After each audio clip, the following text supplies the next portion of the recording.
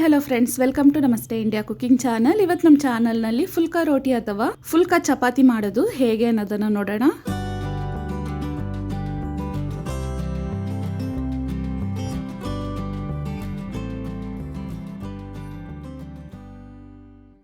ಒಂದು ಪಾತ್ರೆಯಲ್ಲಿ ಅರ್ಧ ಕೆಜಿ ಗೋಧಿ ಹಿಟ್ಟನ್ನು ಹಾಕೊಂಡಿದ್ದೀನಿ. ಇದರಲ್ಲಿ ರುಚಿಗೆ ತಕ್ಕಷ್ಟು ಉಪ್ಪನ್ನು ಹಾಕ್ತಾ ಇದ್ದೀನಿ, ಅಂದರೆ 3/4 ಸ್ಪೂನ್ ಅಷ್ಟು ಉಪ್ಪು. ಇದರಲ್ಲಿ ತಣ್ಣೀರನ್ನು ಹಾಕಿ ಹಿಟ್ಟನ್ನು ಕಲಿಸ್ಕೊಳ್ತಾ ಇದ್ದೀನಿ. ನಾನು ಆಶೀರ್ವಾದ್ ಗೋಧಿ ಹಿಟ್ಟನ್ನು ಬಳಸ್ತಾ ಇದ್ದೀನಿ. ನೀವು ಒಳ್ಳೆ ಬ್ರ್ಯಾಂಡ್ ಹಿಟ್ಟನ್ನು ಬಳಸಿ ಮಾಡಿ, ತುಂಬಾ ಚೆನ್ನಾಗಿ ಬರುತ್ತೆ. ಇನ್ನೊಂದು ಚೂರು ನೀರನ್ನು ಹಾಕಿ ಹಿಟ್ಟನ್ನು ಕಲಿಸ್ಕೊಳ್ತಾ ಇದ್ದೀನಿ.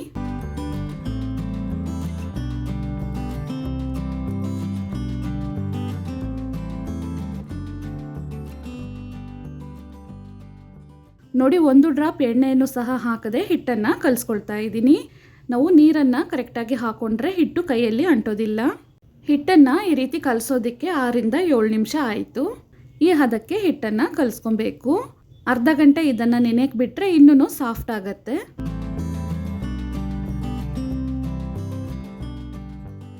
ಹಿಟ್ಟನ್ನು ಕಲಸಿ ಅರ್ಧ ಗಂಟೆ ಆದಮೇಲೆ ಇನ್ನೂ ಸಾಫ್ಟ್ ಆಗಿದೆ.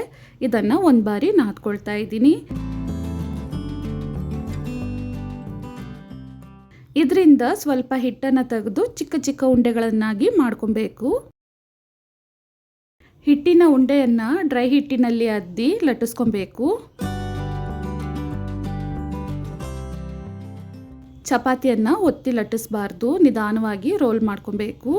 ಎಲ್ಲ ಕಡೆನೂ ಒಂದೇ ರೀತಿ ದಪ್ಪ ಇರೋ ರೀತಿ ಲಟ್ಟಿಸ್ಕೊಬೇಕು. ಈ ರೀತಿ ಲಟ್ಸಾದ್ಮೇಲೆ ತವಾವನ್ನು ಮೀಡಿಯಂ ಹದಕ್ಕೆ ಬಿಸಿ ಮಾಡ್ಕೊಬೇಕು. ಲಟ್ಸಿರುವ ಹಿಟ್ಟನ್ನು ಹಾಕಿದ್ದೀನಿ.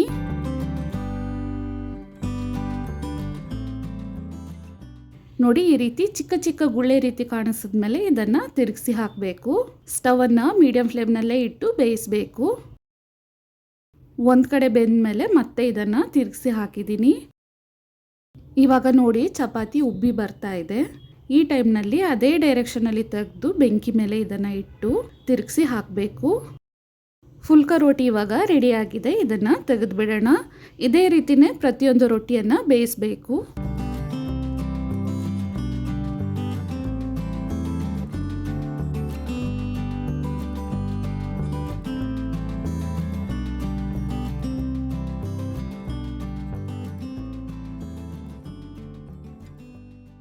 ತವಾ ಮೇಲೆ ಚಪಾತಿಯನ್ನು ತಿರುಗಿಸಿ ಹಾಕುವಾಗ ಚಪಾತಿ ಯಾವ ಕಡೆ ಚೆನ್ನಾಗಿ ಉಬ್ಬಿ ಬರುತ್ತೋ ಅದೇ ಡೈರೆಕ್ಷನಲ್ಲಿ ತೆಗೆದು ಬೆಂಕಿ ಮೇಲೆ ಇಡಬೇಕು.